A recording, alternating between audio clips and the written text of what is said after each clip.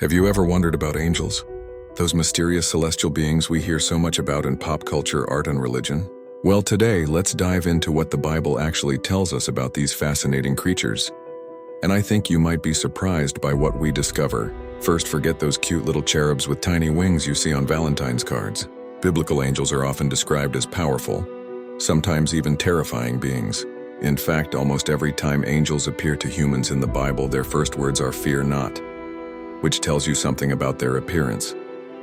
The Bible describes different types of angels. There are seraphim, who according to the book of Isaiah have 6 wings and hover around God's throne singing "Holy, Holy, Holy."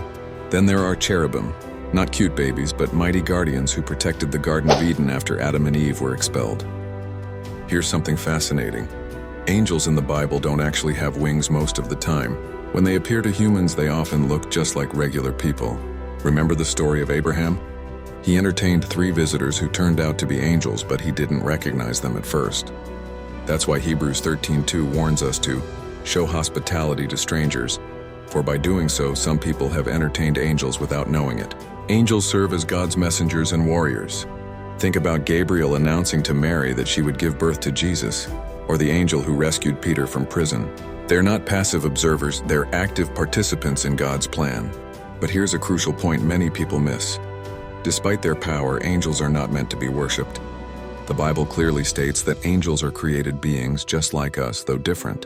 When John fell down to worship an angel in Revelation, the angel quickly stopped him, saying, "Don't do that. Worship God."